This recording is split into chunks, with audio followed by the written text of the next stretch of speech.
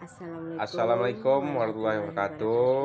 Saya dari channel Mutia Imun Imun mengucapkan selamat Hari Raya Idul Adha 1443 Hijriah. Mohon maaf lahir dan batin. Ingat ya, jangan lupa channel YouTube Mutia Imun Imun. Jangan lupa komen, subscribe, dan bunyikan loncengnya. Terima kasih. فيا عباد الله أوصيكم وإياي بتقوى الله فقد فاز المتقون اتقوا الله حق تقاته ولا تموتن إلا وأنتم مسلمون قال الله تعالى في القرآن الكريم أعوذ بالله من الشيطان الرجيم بسم الله الرحمن الرحيم إنا أعطيناك الكوثر فصل لربك وانحر إن شانئك هو الأبتر الله أكبر ولله الحمد. Jemaah Idul Adha yang dirahmati Allah, pada tahun 1443 Hijriah ini pelaksanaan Idul Adha, pelaksanaan ibadah korban dan seterusnya ada perbedaan antara pemerintah dengan yang ditetapkan oleh pimpinan pusat Muhammadiyah lewat Majelis Tarjih dan Tajdid. Perbedaan ini adalah suatu hal yang tidak bisa dihindari, ya, karena ada perbedaan dalam menggunakan metode. Kalau Muhammadiyah memakai istilahnya metode hisab wujudul hilal. Yang penting hilal itu sudah wujud, kelihatan atau tidak, yang penting dia sudah wujud. Sementara pemerintah memakai ru'yatul hilal, melihat hilal dengan mata telanjang. Kalau tidak kelihatan, maka digenapkan bulan itu yang sedang berjalan menjadi 30. Jemaah Idul Adha yang dirahmati Allah, kenapa Muhammadiyah memakai sistem hisab yang di zaman Rasulullah SAW tidak pernah dilakukan? Karena memakai sistem hisab itu lebih valid, lebih akurat, kebenarannya itu hampir 100%, tidak dan belum pernah meleset perkiraan itu. Buktinya apa? Orang menyusun jadwal sholat itu pun pakai sistem hisab, karena ada kepastian di sana. Kalau memang tidak ada kepastian dalam sistem hisab, maka tidak akan ada jadwal sholat sepanjang masa di masjid-masjid kita. Terpaksa kita setiap hari melihat perjalanan matahari. Iyalah kalau mataharinya kelihatan setiap hari. Kalau sempat tertutupi, mungkin ada di antara kita beralasan, saya tidak sholat zuhur karena tidak kelihatan matahari dan segala macamnya. Dan kita tidak menyalahkan metode ru'yah, tetapi di situ ada kelemahan. Di zaman Rasulullah SAW sendiri pernah terjadi perbedaan antara yang dialami Rasulullah SAW di kota Madinah dengan penduduk Badui, Arab Badui. Terjadi perbedaan, sama-sama melihat terjadi perbedaan. Maka mana yang akan diikuti? Ketika itu Rasulullah katakan, kalian sudah melihat, ya sudah. Waktu itu kasusnya adalah kasus 1 Ramadan dan Syawal. Karena sudah kalian lihat, maka berbukalah kalian. Kami belum melihat, maka kami belum berbuka. Jadi ini suatu hal yang tidak bisa dihindari. Selama kita memakai sistem yang berbeda, maka akan terjadi perbedaan itu. Yang sama pun ternyata berbeda. Sistem ru'yah yang melihat bulan itu ternyata ada perbedaan. Contohnya sekarang di Indonesia, hari ini masih tanggal 9. Sementara Arab Saudi yang juga memakai sistem ru'yah sudah tanggal 10.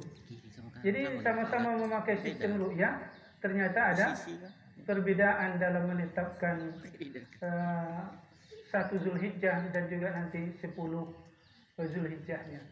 Sementara kalau memakai sistem hisab, insya Allah dimanapun akan sama.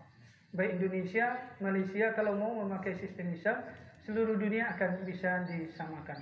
Dan ini sudah pernah dilakukan oleh ulama-ulama internasional untuk menyatukan satu kalender Hijriah di dunia ini. Diadakanlah konferensi di Istanbul. Satu-satunya jalan untuk menyatukan kalender itu adalah memakai sistem hisab. Tidak bisa memakai sistem ru'yah. Kalau memakai sistem ru'yah pasti akan ada perbedaan tadi. Jadi jamaah Idul Adha yang dirahmati Allah, itulah sebuah keniscayaan, sebuah kepastian. Lalu ada orang yang mengatakan bahwa Muhammadiyah yang memakai sistem hisab itu meniru kelompok Syiah. Baru-baru ini beredar pula di media sosial, Muhammadiyah meniru Syiah. Ini suatu tuduhan yang mungkin perlu dipertanyakan, dipertanggungjawabkan itu. Saya cek malam tadi, Idul Adha di Iran sebagai pusat dari Syiah itu ternyata tanggal 10 Juli mereka melaksanakan Idul Adha. Tidak mungkin sebuah negara yang notabene-nya Syiah kalau memang memakai sistem hisab pasti hari ini melaksanakan salat Idnya. Jemaah Idul Adha yang dirahmati Allah, di dalam surat Al-Kautsar Allah Subhanahu wa taala berfirman, sesungguhnya kami memberikan kepadamu nikmat yang banyak. Maka sholatlah karena Tuhanmu dan berkorbanlah. Sesungguhnya orang-orang yang membencimu dia akan binasa. Ayat ini dijadikan salah satu dalil dasar dalam melaksanakan ibadah korban. Kalau kita melihat di bulan Zulhijjah ini ada beberapa ibadah yang dianjurkan kepada umat Islam, bahkan diwajibkan. Di antaranya adalah ibadah haji. Itu diwajibkan bagi yang punya kemampuan. Dan untuk pelaksanaan ibadah haji itu juga ditentukan waktu dan tempatnya serta tata caranya. Itu yang didoakan dulu oleh Nabi Ibrahim, diminta oleh Nabi Ibrahim alaihissalam. Wa arina manasikana, dan perlihatkanlah ya Allah, ajarkanlah kepada kami tempat, cara dan waktu-waktu pelaksanaan ibadah haji. Kemudian bagi kita juga disyariatkan untuk melaksanakan ibadah korban. Tentang pelaksanaan ibadah korban ini memang ada perbedaan pendapat para ulama. Dari memahami ayat Allah Subhanahu wa taala, "Fasholli li rabbika wanhar," maka salatlah karena Tuhanmu dan berkorbanlah. Di situ ada perintah dan berkorbanlah. Imam Abu Hanifah dan Malik mengatakan perintah di sana bermakna wajib. Artinya apa? Setiap orang yang punya kesanggupan, punya kelebihan rezeki yang di awal surat Al-Kautsar tadi disebut, Allah berikan dia nikmat yang banyak, maka wajib hukumnya untuk berkorban. Sementara Imam Asy-Syafi'i, Ahmad bin Hanbal mengatakan bahwa ibadah korban itu sunnat muakkadah, sunnat yang sangat dianjurkan dan mendekati wajib. Di sini kita lihat ayat yang sama ternyata dipahami oleh para ulama berbeda. Ini sebuah keniscayaan lagi jemaah Idul Adha yang dirahmati Allah. Ayatnya sama, perintahnya sama, tapi dipahami berbeda. Itulah sebuah khazanah pemahaman keislaman. Dan itu tidak bisa dihindari. Itu ulama-ulama yang memahami demikian. Apalagi kalau hanya sekedar metode, cara yang berbeda, lalu kita saling menyudutkan, saling menyalahkan. Ini suatu hal yang tidak menggembirakan di tubuh umat Islam. Jemaah Idul Adha yang dirahmati Allah, ketika kita berbicara tentang korban, tentu kita tidak bisa melupakan peristiwa yang pernah dialami oleh Nabi Ibrahim, Ismail dan istrinya Hajar. Tiga sosok manusia ini adalah prototipe bagi sebuah keluarga. Bagaimana seorang ayah yang berhasil menjadikan anaknya sebagai anak yang soleh, sebagaimana yang dia doakan sebelumnya. Rabbi habli minas solihin.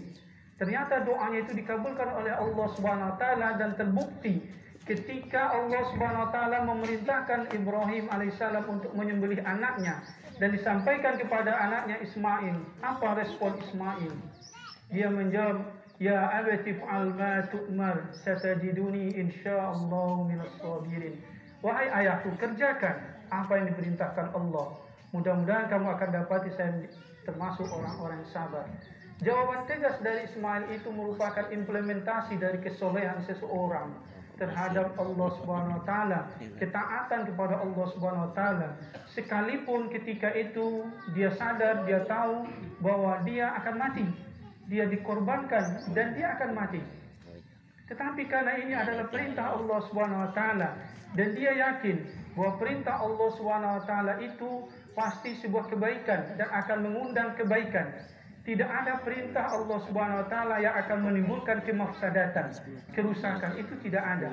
Inilah sebuah keyakinan dari upaya yang sudah dilakukan jauh-jauh hari oleh Nabi Ibrahim alaihissalam dengan memohon kepada Allah Subhanahu wa taala, Rabbi habli minas sholihin. Ya Allah, berilah aku anak yang soleh. Nabi Ibrahim alaihissalam sangat sayang sebenarnya kepada Ismail, anak satu-satunya, ketika itu disebut anak tunggal. Walaupun di dalam agama lain ada yang mengatakan bahwa anak tunggal itu bukan Ismail, tetapi Ishak. Jemaah Idul Adha yang dirahmati Allah, bagi pemeluk agama lain, terutama Nasrani atau Katolik, itu mereka punya keyakinan bahwa yang dikorbankan oleh Ibrahim itu adalah Ishak, bukan Ismail. Makanya Irene Handono mengatakan bahwa jangan diharap umat Katolik atau Kristen akan mengucapkan selamat Idul Adha kepada umat Islam. Kenapa? Keyakinan berbeda. Keyakinan mereka yang dikorbankan adalah Ishak, sementara umat Islam meyakini bahwa yang dikorbankan itu adalah Ismail alaihissalam. Maka sebuah hal yang sangat riskan bagi kita umat Islam ikut-ikutan mengucapkan selamat bagi sebuah keyakinan orang lain. Sementara mereka tidak mau. Memang mereka mengucapkan selamat Idul Fitri, tapi itu tidak ada kaitannya dengan keyakinan mereka. Coba nanti diminta kalau ada tetangga kita yang beragama Nasrani atau Kristen, tolong ucapkan selamat Idul Adha untuk kami. Kalau mereka mau, berarti sudah berubah keyakinannya. Allahu Akbar walillahil hamd. Nabi Ibrahim alaihissalam adalah seorang sosok bapak yang sangat penyantun, halim, lemah lembut kepada keluarganya. Ini sebuah pembelajaran kepada kita para bapak, bahwa dalam mengasuh, mendidik, dan membina keluarga kita itu diperlukan kehaliman, perlu kelemah lembutan, bukan sebuah kekerasan yang ditemukan setiap hari. Kenapa itu akan mempengaruhi lingkungan, akan mempengaruhi anak kita ketika dia menemukan kekerasan-kekerasan atau kata-kata yang tidak baik yang selalu didengarnya. Tetapi ketika kata-kata yang halim, kata-kata yang lemah lembut, kata-kata yang santun yang didengar, maka sedikit banyaknya tentu akan membawa dampak kepada kepribadian dia. Kemudian yang ketiga, Hajar adalah seorang istri yang tidak pernah berprasangka buruk kepada suaminya. Seorang istri yang selalu berhusnuzon kepada suaminya. Anaknya yang paling dia sayangi, paling dia cintai, Ismail. Ketika Ibrahim menyampaikan perintah Allah Subhanahu wa taala, "Inni ara fil manami anni azbahuka fanzur madza tara." Ketika itu disampaikan kepada Hajar, memang ada semacam